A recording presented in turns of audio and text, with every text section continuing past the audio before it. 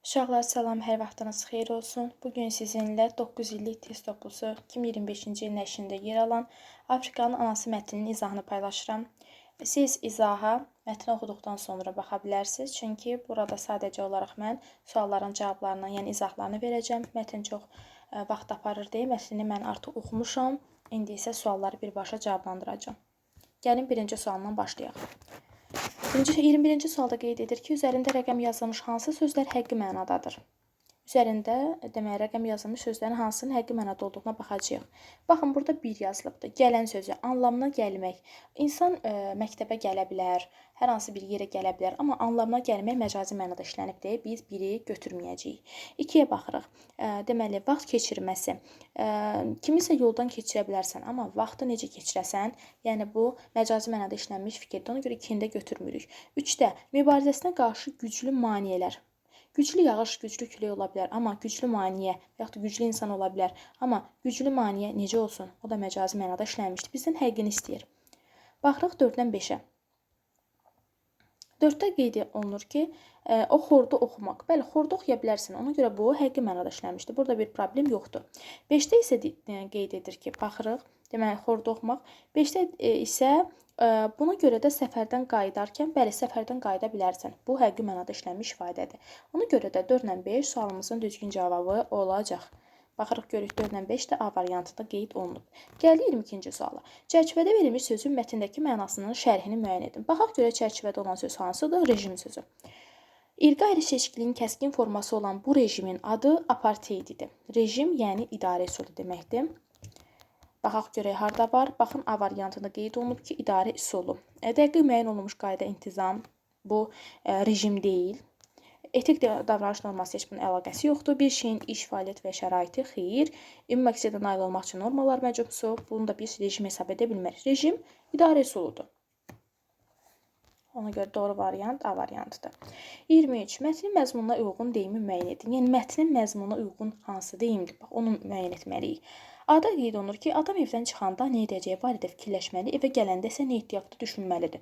Bunun mətn məzmununa nə əlaqəsi var? Biz burada nə görürük? Miryamın deməli irqi ayrı seçkiliyi ilə mübarizə aparması, bunun üçün hər əlindən gələn hər şey etməsi, qarşısına maneələr çıxsa belə yenə də yolundan dönməməsindən bəhs olunur. Yəni A-nın bura heç bir aidiyyatı yoxdur. Ağıl təbiətin vergisi deyil, təcrübənin nəticəsidir. Burada ağılla əlaqəli nə var ki? Haraya getdiyini bilən adama bütün aləm yol verər. Baxın, bu fikir doğrudur. Niyə? Çünki Miryam öz tutduğu yoldan dönmür. Bunun üçün əlindən gələn hər şey eləyir. Hətta o öz ölkəsinə qayıtmaq istəyir. Lakin belə deyək də, onun ölkəyə daxil olmasına icazə vermirlər. Lakin o qədər məqsədli bir insan idi ki, bununla belə Miryam öz ölkəsinin vətəndaşlığından çıxır. Lakin bununla belə bunun qarşılığında deyir Miryamın 10 dövlətdən vətəndaşlıq təklifi gəlir. Yəni əgər sən məqsədin varsa, bütün yollar sənə açılacaq. Bax, burada da ondan danışır ki, haraya getdiyini bilən adama bütün aləm yol verər. Yəni dövlətlər ona qucaq açır. D-də deyir, kiçik işlərdə həddən çox canfəşanlıq edənlər böyük işlərə yaramırlar. Mənasız bir cümlədir. Yəni mətnlə nə əlaqəsi var? Səhv etməkdən qorxmayın, səhv təkrarlamaqdan qorxun. Burada səhvdən söhbət getməmişdir. Amma C variantı ən dolğun variantdır. Çünki haraya getdiyini bilən adama bütün aləm yol verir. Miryam qətiyyətli idi, məqsədi var idi və bunun nəticəsində də 10 dövlətdən vətəndaşlıq təklifi alır. Mətnə əsasən klasteri tamamlaya bilən fikirləri müəyyən edin. Ortada bir fikir verilibdir və onunla bağlı deməli biz fikirlər tapmalıyıq ona aid olan.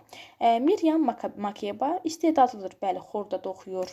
Xorda oxuma qabiliyyəti vardı, musiqi sayəsində bilirdi. Bəli. Şöhrətpərəstdir. Xeyr, şöhrətpərəst deyil axı o. Ziddiyyətli düşüncələri var. Biz Miryamın hansı ziddiyyətli fikrini gördük? Əksinə o çox qətiyyətli bir insan idi. Yəni zaten burada qətiyyətli sözün yazıb da, ziddiyyətli düşüncələri varsa o necə qətiyyətli ola bilər? Cəsarətlidir, bəli, cəsarətlidir. Cəsarət göstərir ki, o mahnılar oxuyur. Hətta irticaçı rejim Miryamın apartheid əleyhinə olan musiqilərini bəyənmir və bu nəticəsində onu ölkəyə girməsinə də icazə vermirlər. Amma o yenə də cəsarətlidir. Təkəbbürlüdür, xeyr. Təkəbbürlü olsa bu insan irqi ayrı seçkiliyə qarşı niyə mübarizə aparsın? 1-4, doğru variantımız 24-də B variantı olacaq. 25. Əvvəlində Roma rəqəmi qeyd olunmuş cümlələrdən biri mətnin hissələri arasında əlaqəni pozur. Həmin cümləni müəyyən edin. Sualın birbaşa cavabını deyim, B variantı. O biriləni oxumayaq, çünki vaxtı getməsin. Niyə? B variantı çıxacaq. 2. Çünki həmin hissəni yaxınlaşdıram. 2 olan Aha, baxın bu hissəyə. Deyir ki, kiçik Miryam hər bazar anası ilə birlikdə kilsəyə gedərdi. O, xorda oxumaq üçün hər şeyi gözə almışdı. Miryam iri qarışkeşkiliyə qarşı mübarizə apardı. Mərk zamanı gizlicə oxuyanlara qoşulurdu. Bu Miryam hələ uşaqdır.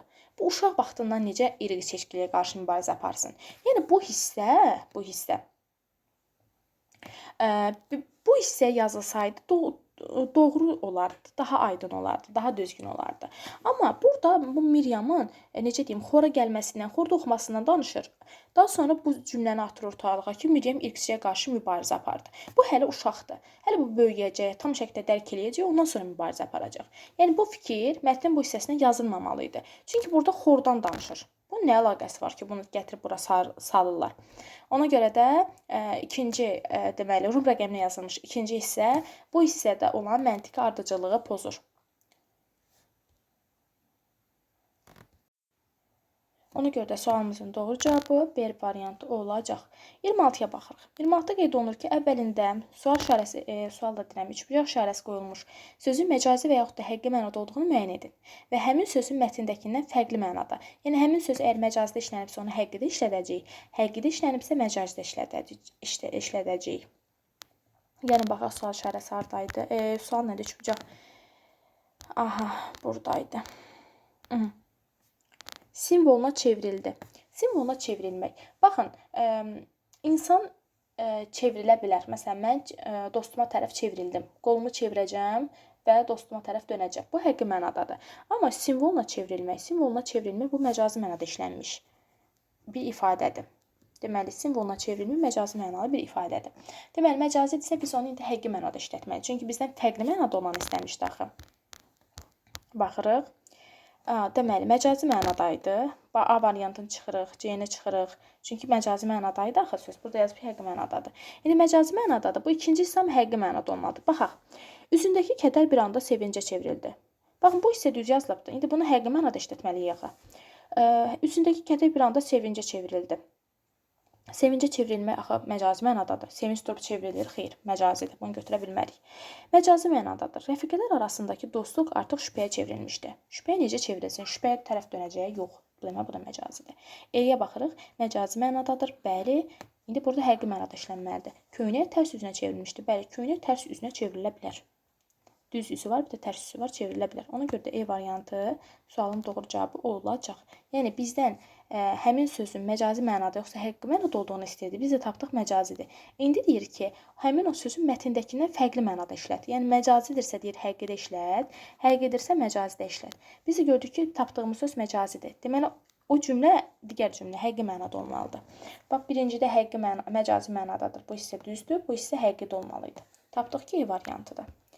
27-yə baxırıq. Altından xətt çəkilmiş sözün kontekstdəki mənasını müəyyən edin. Altından xətt çəkilmiş sözü tapaq birinci. Altından xətt çəkilmiş söz. Burada görürük ki, Miryam Makebanın yaşadığı Cənubi Afrikada insanlarla irqlərinə görə fərqli davranılırdı. Sözümüz nədir? Davranılırdı sözüdür. Baxaq görək hansı mənalarda işlənir. Davranılırdı, yəni münasibət göstərilirdi, rəftar edilirdi, yanaşılırdı. Amma münasibət bildirmək başqa bir şeydir, özünü aparmaq başqa bir şeydir. Yəni davranmaq nə deməkdir? Münasibət göstərmək deməkdir, rəftar etmək deməkdir, yanaşmaq deməkdir. Ona görə də sualın doğru variantı 1, 2, 3 E variantı olacaq. 28-ə baxın. Mətnin əsas hissəsini əhatə edən plan bəllərini müəyyən edin. Qaradərili əhaliyə qarşı fərqli davranış. Bu hardaydı? Əsas hissədə danışılır da.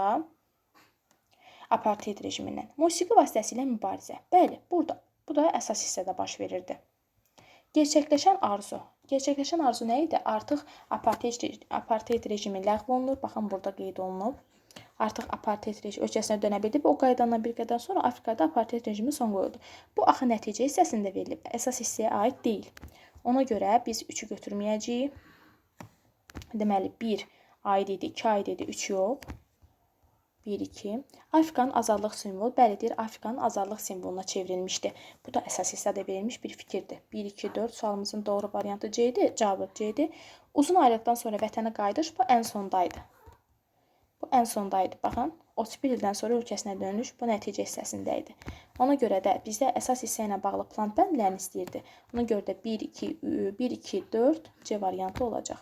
29-da deyir ki, məğlubiyyətdən qorxanlar deyil, mübarizə aparanlar uğur qazanacaqlar aforizmini mətnlə əlaqələndirərək fikrinizi ən azı 2 cümlə ilə yazın.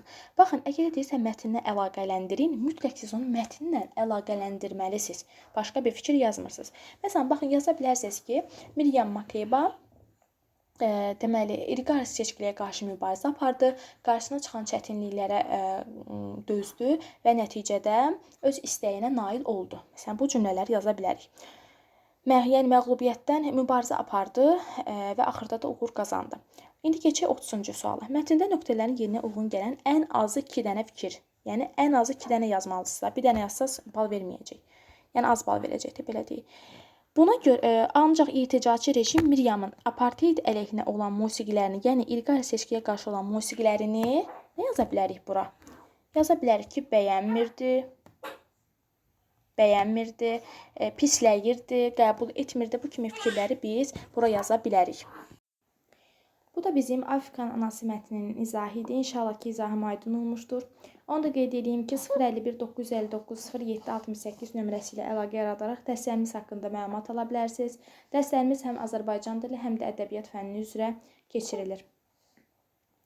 Belə, bu da bizim mətnimizin izahı. Özünüzə yaxşı baxın. Növbəti izahlarda görüşənə qədər.